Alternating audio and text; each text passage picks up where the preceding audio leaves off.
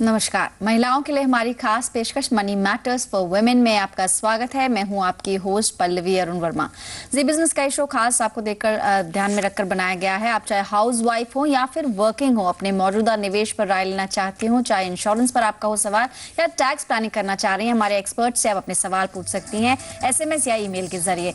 SHE हमारा code लेकर आपको 57575 पर भेजना होगा। साथ ही ईमेल से भी सवाल भेज सकती हैं SHE@zenetwork.com पर। चलिए एक नजर डालते हैं क्या रहेगा शो में आज खास। आज बात करेंगे FMPs पर, यानी फिक्स मैच्योरिटी प्लान्स क्या हैं और आपको कितना रिटर्न उसमें मिल सकता है। साथ ही अगर गिफ्ट में आपको कोई रकम या कोई गिफ्ट मिला है तो उस पर क्या टैक्स ट्रीटमेंट होता है, उस पर भी हम चर्चा करेंगे। अगर SIP के अलावा जो अक्सर हम बेनिफिट्स की बात करते हैं, लमसम आप निवेश करने का सोच रही हैं तो कहाँ निवेश करें, इसको भी हम शामिल करेंगे। हमारे साथ आज जुड़े हैं अपनापैसा.com से मिस्टर हर्ष रुंगटा। हर्ष जी, बहुत बहुत स्वागत है आपका।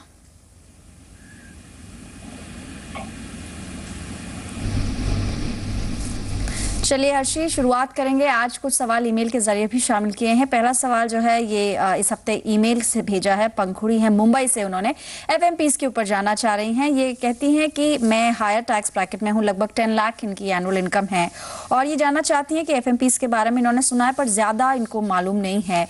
FD से कितनी बेटर है और इनफैक्ट रिटर्न्स के लिहाज से देखा जाए तो कितने रिटर्न्स इन्हें एक्सपेक्ट करने चाहिए, साथ ही इसमें मैच्योरिटी पीरियड कैसे डिसाइड करें।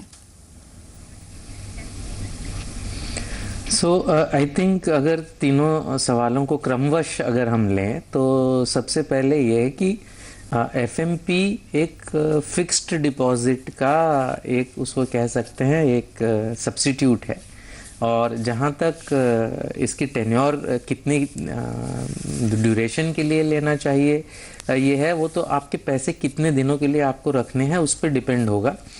FMPs की रियल वैल्यू जो पंकुरी जी की सिचुएशन है कि हाई टैक्स ब्रैकेट में अगर आप हैं और 1 साल से ऊपर अगर आप पैसा रखना चाहते हैं तो FMPs सूटेबल हो सकती हैं।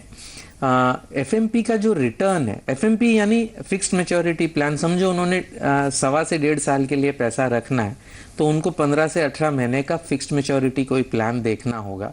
हर महीने कई सारे फंड्स जो हैं फिक्स्ड मैच्योरिटी प्लान निकालते रहते हैं।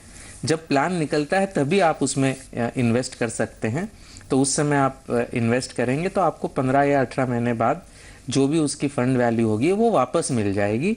टिपिकली अगर अभी इन दिनों में आप 15 से 18 महीने का अगर आप इन्वेस्टमेंट करेंगी, 12 से 18 महीने का, तो रफली रिटर्न एक्सपेक्टेशन टैक्स के पहले करीबन 10% आपको मिलना चाहिए। वो जितने भी दिनों का वो फिक्स मैच्योरिटी प्लान है उतने ही दिनों का उसमें इन्वेस्टमेंट वो जो प्लान है वो करेगा। एडवांटेज उसका टैक्स की वजह से आता है क्योंकि इसका जो रिटर्न है वो कैपिटल गेन्स बोल के टैक्स होगा और उस पे आपका जो टैक्स है वो 10.3% ही लगेगा, वर्सेस अगर आप इंटरेस्ट लेती तो बैंक फिक्स डिपॉजिट्स पे इंटरेस्ट पे टैक्स आपका ज्यादा लगता, इनफैक्ट और उस पे TDS भी होता 10 लाख और इस पे उनके लिए अच्छा रह सकता है। कंपैरिजन देने की हमने कोशिश की है FMPs वर्सेस बैंक FDs का। फिलहाल एक कॉलर हमारे साथ फोन लाइन पर है, बात करते हैं उनसे। पारुल जैन है हैदराबाद से, हमारे साथ फोन लाइन पर है। पारुल, बहुत बहुत स्वागत है जी बिजनेस में। पूछिए क्या सवाल है एक्सपर्ट से। हेलो। हाँ पारुल, बताइए क्या सवाल है। जी, मेरे और मेरे हस्बैंड की जॉइंट इनकम करीब 11 लाख है जी। और हमने 3 LIC पॉलिसीज ले रखी है, एक जीवन आनंद, एक जीवन सरल और एक जीवन तरंग। हाँ, जीवन आनंद का प्रीमियम हमारा मंथली आता है 1500, तरंग का आता है 3000 एंड सरल का आता है 2042।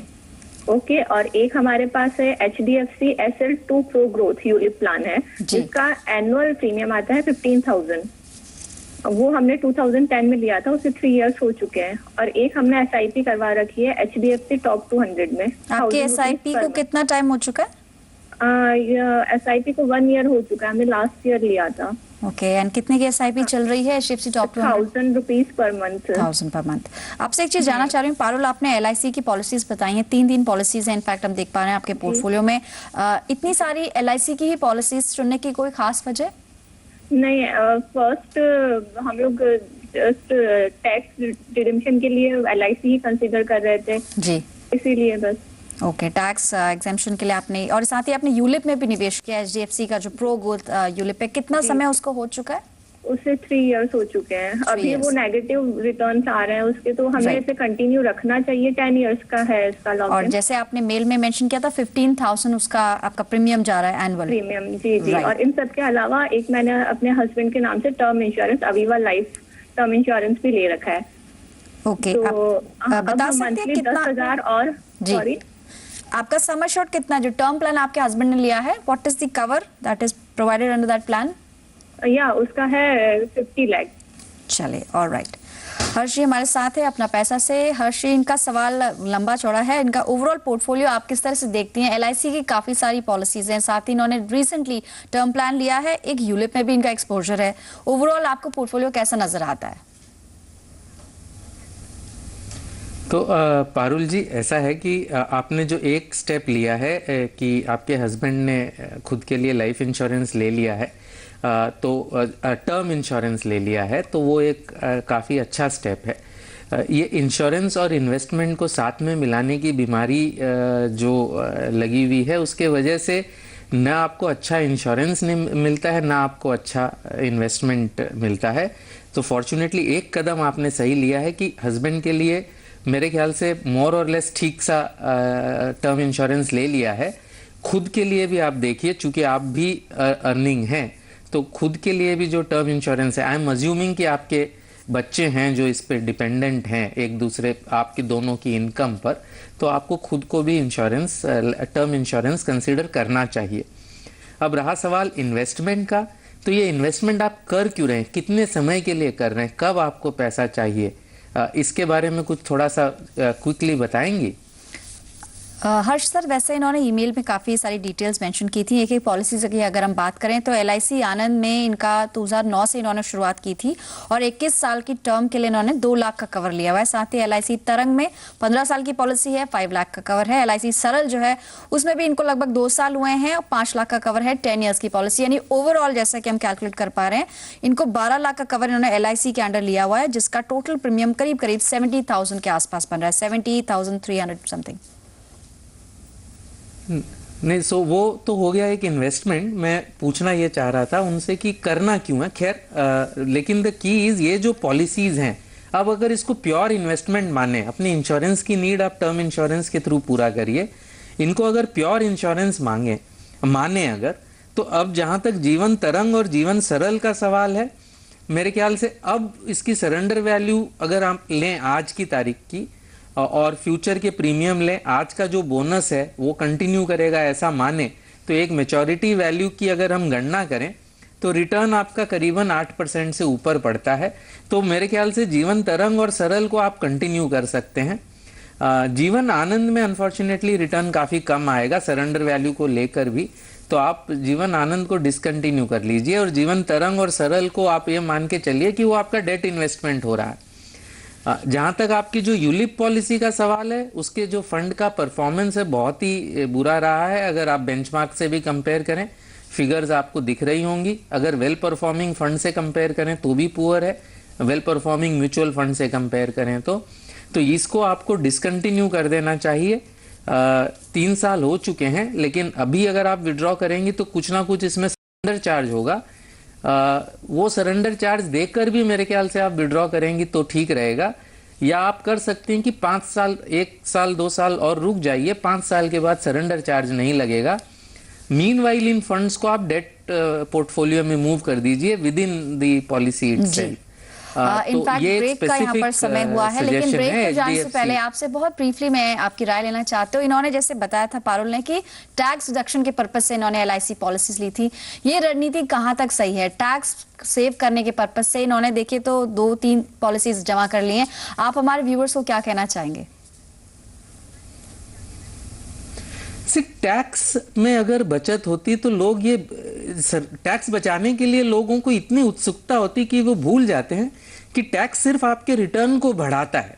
टैक्स बाय इटसेल्फ सेव करना आपका कभी ऑप्शन नहीं हो सकता, और अगर टैक्स सेव भी करना है तो आपकी अगर इन्वेस्टमेंट नीड लॉन्ग टर्म है तो इंश्योरेंस पहले करिए, ऑब्वियसली वो एक सेपरेट नीड है। उसके लिए टर्म इंश्योरेंस लीजिए, बाकी की इन्वेस्टमेंट नीड्स के लिए आप पीपीएफ कंसिडर कर सकते हैं या इक्विटी लिंक सेविंग स्कीम भी कंसिडर कर सकते हैं। इनफैक्ट पारुल ही नहीं, बाकी व्यूअर्स भी जो इस शो को फॉलो कर रही हैं उनके लिए भी ये हर्ष सर की राय है कि आप इन्वेस्टमेंट और इंश्योरेंस को सेपरेट रखें तो ज्यादा बेनिफिशियल रहेगा। अगर आपको रिस्क कवर के लिए ही चाहिए तो टर्म प्लान आप कंसिडर कर सकती हैं, और बाकी अगर इंश्योरेंस की आप बात कर रही हैं तो उसे प्योरली आप अपने सेफ्टी के पर्पज से उसको करिए, रिटर्न चेस करने के पर्पज से नहीं। फिलहाल एक ब्रेक के लिए रुकेंगे, जल्द लौटेंगे कुछ और सवालों के साथ।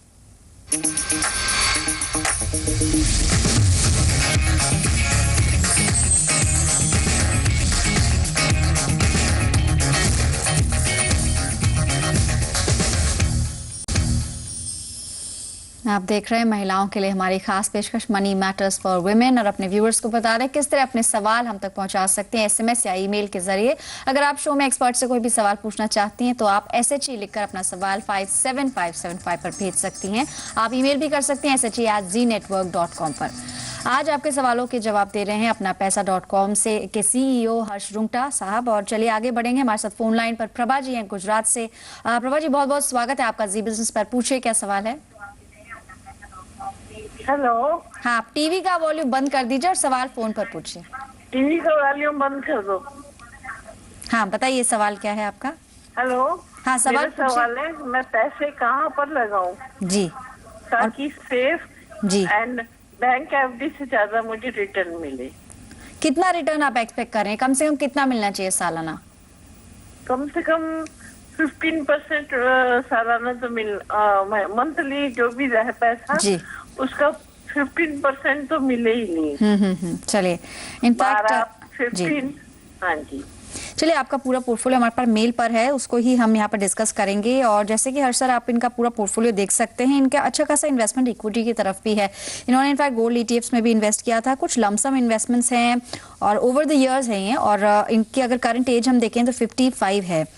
One part of question says कि मुझे कुछ ऐसा इंस्ट्रूमेंट बताइए जिसमें मुझे कम से कम सालाना 15% तो एटलीस्ट रिटर्न मिल जाए। म्यूचुअल फंड में हालांकि इनका है एक्सपोजर और इक्विटी फंड्स भी इन्होंने लिए हुए हैं। कुछ इनका मिड कैप में भी आप देख सकते हैं, लार्ज कैप में, मतलब और इनफैक्ट सेक्टोरल फंड्स की भी हम बात करें, रिलायंस बैंकिंग में भी इनका एक्सपोजर है।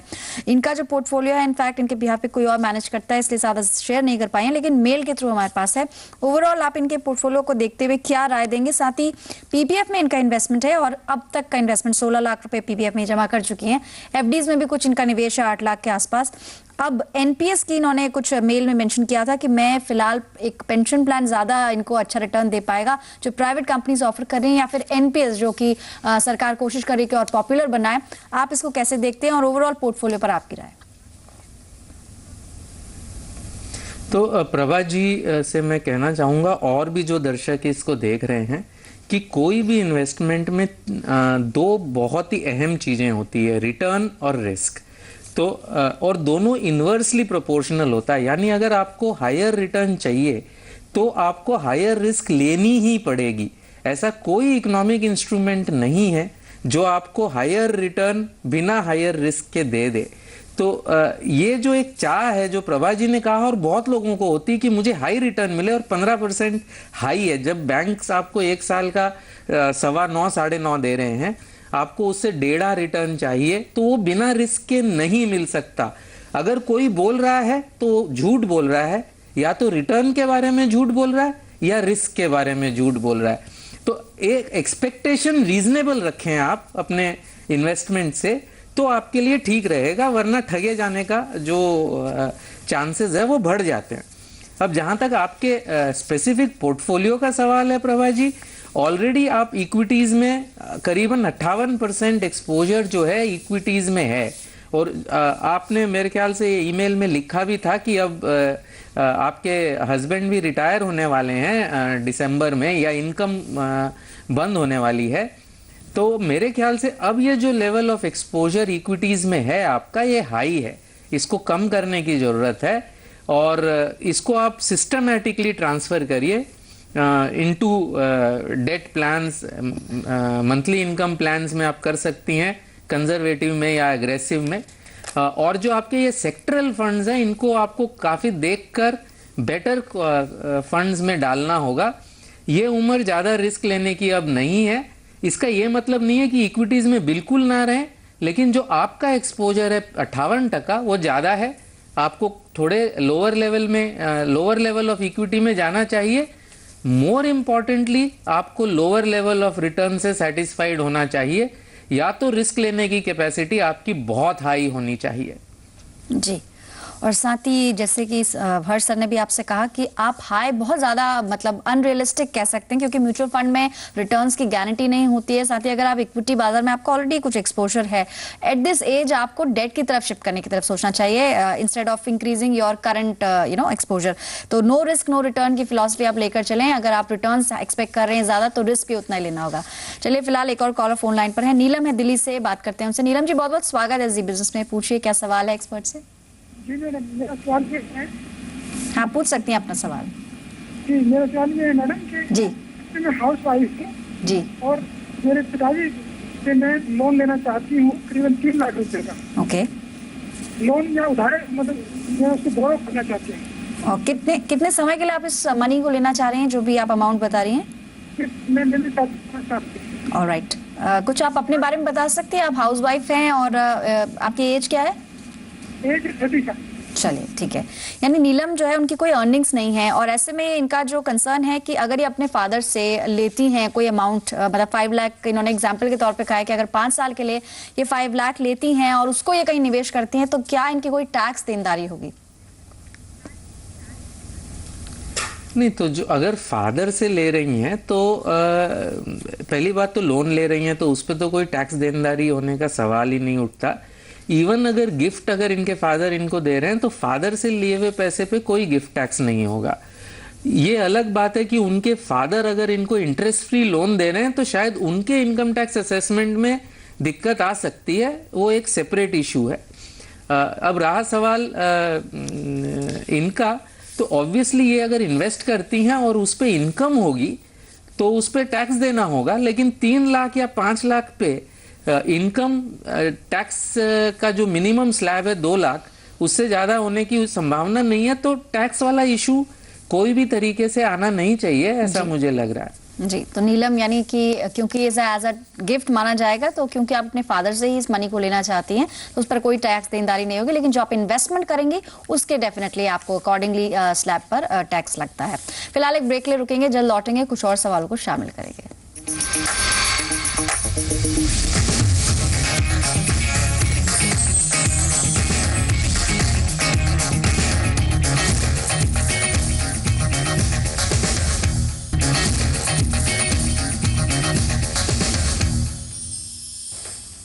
आप देख रहे हैं money matters for women, show का आखिरी सेगमेंट है। एक सवाल और यहाँ पर शामिल करेंगे। प्रमिला हैं इस वक्त हमारे साथ, पूछिए अपना एक्सपर्ट से क्या सवाल है। Hello, good evening ma'am. Good evening, बताइए। मैम एक्चुअली मेरे पास 3 लाख का एक अमाउंट है जिसमें मैं वन टाइम इन्वेस्टमेंट करना चाहती हूँ। जी, तो ये मैं लॉन्ग टर्म के लिए करना चाहती हूँ, तो मुझे ज्यादा प्रॉफिट मिले, जो कि टैक्स के लिए भी सेविंग। राइट, टैक्स भी आप बचाना चाह रही हैं, लॉन्ग टर्म के लिए भी इन्वेस्ट करना चाहती हैं। आपने मेंशन किया था कि आप LIC पॉलिसी लेना चाहती हैं, इसकी कोई खास वजह? यस मैम, क्योंकि मैंने अभी लास्ट टाइम 2-3 पॉलिसीज मेरे पास थी जो कि मैंने सरेंडर करी हैं अभी लास्ट ईयर, क्योंकि उनमें मुझे बिल्कुल भी प्रॉफिट नहीं हुआ। बता सकते हैं कौन सी पॉलिसीज थी वो? मैम एक तो मेरे पास थी market plus, money plus, okay, और अभी मैं जीवन आनंद से जुड़ी हुई हूँ, बट वो ज्यादा बड़ा अमाउंट नहीं है, 4,000-5,000 तक उसमें इन्वेस्टमेंट है। ओके, 4,000 आपका मंथली जा रहा है कि ईयरली? ऑलराइट, चलिए ठीक है। फिलहाल आपको क्या करना चाहिए, 3 to 4 लाख का मतलब एक बड़ा अमाउंट आपके पास है और लंबी अवधि का नजरिया है। हर्षी, इनके लिए आप क्या सजेस्ट करेंगे? इन्होंने हालांकि एज ग्रुप अपना बताया नहीं है, बट एक चीज क्लियर है कि लंबी अवधि का सोच रही हैं। फिलहाल इस पैसे को किसी ऐसी जगह डालना चाहती हैं जहां 20 साल के लिए डाल के ये निश्चिंत हो सके और फिर इनको टैक्स का भी कुछ बेनिफिट मिल सके। आप बताएंगे इनके लिए क्या सही रहेगा? तो 2 ऑप्शंस दे सकता हूँ। सबसे पहले तो अगर इनको रिस्क नहीं लेनी, ऑल्दो 20 साल के लिए है तो थोड़ी रिस्क लेनी चाहिए, लेकिन अगर रिस्क बिल्कुल नहीं लेनी है और टैक्स का भी बेनिफिट चाहिए तो आप PPF में डालिए। 1 लाख रुपया हर साल डालिए। पहले साल 1 लाख डालिए, अगर और किसी के आपके हस्बैंड का अकाउंट है तो उसमें डाल दीजिए, और अगर नहीं है तो 3 लाख रुपए एक बैंक FD में डाल के हर साल 1-1 लाख रुपया आप PPF में ट्रांसफ़र करते रहिए। At the end of 20 years जो अवधि आपने बताई थी, करीबन 16 लाख रुपए जमा हो जाएंगे, अज्यूमिंग 8% रिटर्न। यही आपका ऑलरेडी एक्सपीरियंस अच्छा नहीं रहा है इंश्योरेंस पॉलिसीज में। प्लीज इंश्योरेंस के साथ मिक्स नहीं करिए। हमने पहले कॉलर को भी कहा था, आपसे भी कह रहे हैं, हर दर्शक को यही कह रहे हैं कि अपनी इंश्योरेंस नीड अगर है तो उसको सेपरेटली टर्म इंश्योरेंस पॉलिसी लीजिए। इन्वेस्टमेंट अगर आप करेंगी कोई भी इंश्योरेंस पॉलिसी में, चाहे LIC की हो चाहे और कोई कंपनी की हो, अगर ट्रेडिशनल पॉलिसी में करेंगी रफली आपको 20 साल बाद में 12 लाख रुपए मिल जाएंगे, जबकि PPF में डालेंगे तो आपको 16 से ज़्यादा मिलेंगे। तो मतलब मेरे ख्याल से अगर इन्वेस्टमेंट के रूप से देखना है तो PPF में डालिए। बेटर ऑप्शन ये है कि आप इस पैसे को कोई लिक्विड फंड में डालकर इसको systematically over a period of time, over 2 years 3 years, इसको आप सिस्टमैटिकली म्यूचुअल फंड में लगाइए। टैक्स की रिक्वायरमेंट है तो इक्विटी लिंक सेविंग स्कीम में डाल सकते हैं, टैक्स की रिक्वायरमेंट नहीं है तो अच्छे लार्ज कैप फंड्स में डाल सकते हैं, रिस्क कम लेनी हो तो अच्छे बैलेंस्ड फंड्स में डाल सकते हैं। यानी 2 ऑप्शंस आपको यहाँ पर सजेस्ट किए हैं। आज शो में फिलहाल इसी सवाल को यहीं पर यहाँ पे रोकना होगा क्योंकि समय इतना ही है। फिलहाल हमारे लिए बहुत वक्त निकालने के लिए आपको बहुत बहुत शुक्रिया हर्ष जी। धन्यवाद। चलिए फिलहाल हमारी पूरी टीम को दीजिए इजाजत। नमस्कार।